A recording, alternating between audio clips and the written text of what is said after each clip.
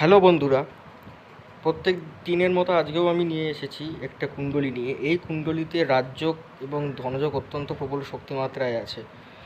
এমন রাজযোগ এবং ধনযোগ যুক্ত এই হরোস্কোপে মানে যে ব্যক্তি যে প্রফেশনে থাকবে সে প্রফেশনে কিন্তু সে হিউজ সাকসেস পাবেই পাবে, এতে কোনো প্রশ্ন নেই। তো প্রথম যে রাজযোগ এবং প্রথম যে ধনযোগ হয়েছে সেটা আগে বলি। আপনারা এখানে দেখুন, লগ্নপতি শুক্র এবং পঞ্চমপতি শনি এবং চতুর্থপতি শনি, তুলা লগ্ন শুক্রের লগ্নে শনি যোগকারক হয়। কেন্দ্র এবং কোন দুই ভাবের অধিপতি হওয়ার জন্য শনি হচ্ছে শুক্রের লগ্নের জন্য যোগকারক।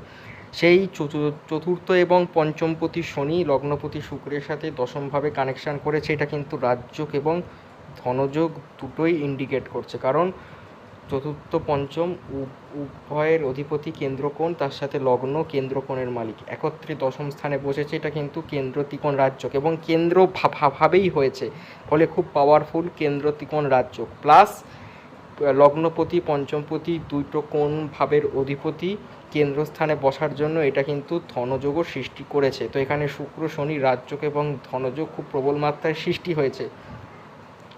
আবার সেকেন্ড যে ধনযোগটা হয়েছে সেটা হচ্ছে নবমপতি বুধ, দশমপতি চন্দ্র এবং একাদশপতি, এরা একত্রে বসেছে একাদশ স্থানে। নবমপতি এবং দশমপতির কর্মধর্ম রাজযোগ হচ্ছে চন্দ্র বুধের বাল্যযোগ, এবং নবমপতি আর একাদশপতি রবি বুধের বুধাদিত্য যোগ, যেটা কিনা এখানে ধনভাবের কানেকশান করেছে এবং এটা প্রবল ধনযোগ তৈরি করেছে। এখানে দশম ভাবে এবং একাদশ ভাব কিন্তু অত্যন্ত বলশালী রাজযোগ এবং ধনযোগ সৃষ্টি করেছে।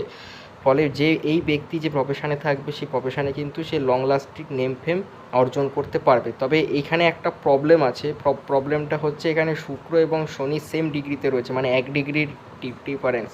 ফলে এখানে কিন্তু রাজযোগটা কিছুটা হলেও নষ্ট হয়েছে এবং শুক্র পীড়িত হয়ে গেছে।